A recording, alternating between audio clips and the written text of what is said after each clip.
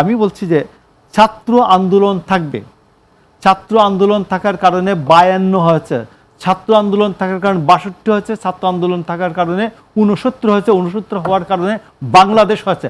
বাংলাদেশ হওয়ার পরে এখন এই বাংলাদেশের অর্জন নাই মনে করেন? বাংলাদেশে প্রথমেই স্বাধীনতার পরে যা বাংলাদেশে যত, আমি পরিসংখ্যানটা বলতে পারছি না, কারণ আপনি যদি আমাকে আগে বলতেন এটা নিয়ে আলোচনা করবেন আমি দেখে আসতাম। যা প্রাইমারি স্কুল ছিল সমস্ত প্রাইমারি স্কুলকে এক অর্ডারে জাতীয়করণ করা হয় 72 সালে।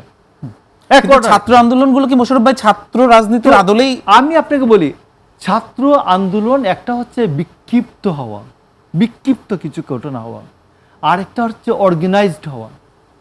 আমরা ছাত্র আন্দোলনের মাধ্যমে কি কি পেয়েছি শুনেন।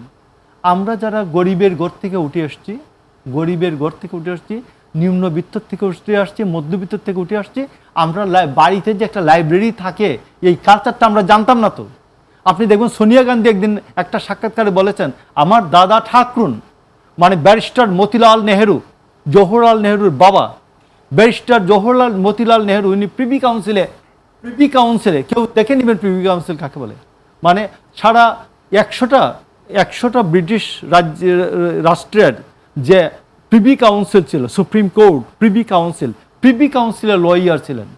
বলা হয় মতিলাল নেহেরুর ইনকাম ছিল ব্রিটিশ রাজপরিবার থেকে বেশি। তো মতিলাল নেহেরু, ব্যারিস্টার জওহরলাল নেহেরু, ইন্দিরা, এদের যে লাইব্রেরি আছে বাড়িতে, বলছে 3 বার জন্ম নিলেও এই লাইব্রেরির বই পড়ে শেষ করা যাবে না।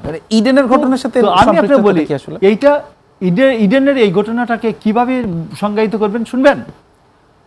যারা গুপ্ত ছাত্র রাজনীতি করেন এরা যতক্ষণ পর্যন্ত ওই জায়গায় সুবিধায় না পৌঁছায়, কুয়েট বলেন, বাংলাদেশ, ঢাকা বিশ্ববিদ্যালয় বলেন, যারা বলছে যে দলীয় লেজুর ভিত্তিক ছাত্র রাজনীতি করতে দিব না, এরা প্রত্যেকে ছাত্র শিবির ইলেকশন করেছে।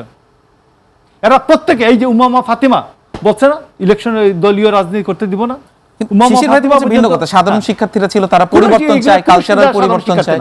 এইগুলো কোনো সাধারণ শিক্ষার্থী না, এগুলো সব জামাত শিবিরের গুপ্ত। যেদিন থেকে সকল ছাত্র সংগঠন নিষ্ক্রিয় হয়ে যাবে তখন তারা ভিতরে আসুন বুন নামাজ পড়ি, আসুন বুন তেলাওয়াত করি, আসুন বুন হাদিস পড়ি, এবং এরপরে তারা ছাত্র শিবির নামে আবির্ভূত হবে। জামায়াতের কোনো একটা লেজুর হিসাবে আবির্ভূত হবে। আমি আপনাকে বললাম এইগুলো কোনো সাধারণ ছাত্রী না, এগুলো সব জামাতের অর্গানাইজ করা গুপ্ত সংগঠন, এবং এরা গুপ্তভাবে যখন নিজেরা সংগঠিত হবে তখন বলবে আসুন ছাত্র রাজনীতি। জামাতের লেজুর বলতে কাদেরকে? জামাতের লেজুর বলতে 100টা লেজুর আছে জামাতের, বহু লেজুর আছে।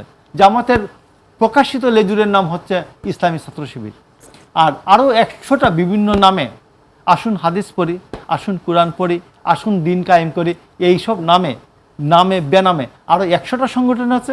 এরা যেদিন শক্তিশালী হবে তারা হিসাব করে যেদিন দেখবে, নিজেদের মধ্যে পরিসংখ্যান নিয়ে দেখবে যে তারা এখানে সংখ্যাগরিষ্ঠ হয়েছে, তখন বলবে আসুন ইলেকশন করি আমরা ছাত্র শিবির।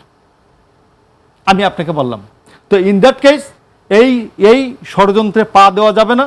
আমি স্পষ্ট বলি, যারা জাতীয়তাবাদী ছাত্রদল করেন, ছাত্র ইউনিয়ন করেন, অন্যান্য সংগঠন করেন, বাসদ ছাত্র ফ্রন্ট করেন, এরা সবাই মিলে নিজেদের মধ্যে পাঠচক্র বৃদ্ধি করেন, নিজেদের মধ্যে আলাপ আলোচনা বৃদ্ধি করেন, নিজেদের মধ্যে প্রশিক্ষণ বৃদ্ধি করেন, নিজেদের মধ্যে পড়াশোনা বৃদ্ধি করেন, নিজেদের মধ্যে জাতীয় সম্প্রীতি। এনসিপির ছাত্র সংগঠনকেও কি আপনি এই তালিকায় রাখতে চান নাকি? এনসিপির ছাত্র সংগঠন তো আর গুপ্ত না। এনসিপির ছাত্র সংগঠন হয়েছে। জামাত তো তার প্রেসিডেন্ট সেক্রেটারি ছাড়া তার ভিতরে যে 101 সদস্য আছে না, 501 সদস্য বিশিষ্ট কমিটি আছে, সে তো বাকিটাদেরকে প্রকাশ করে না।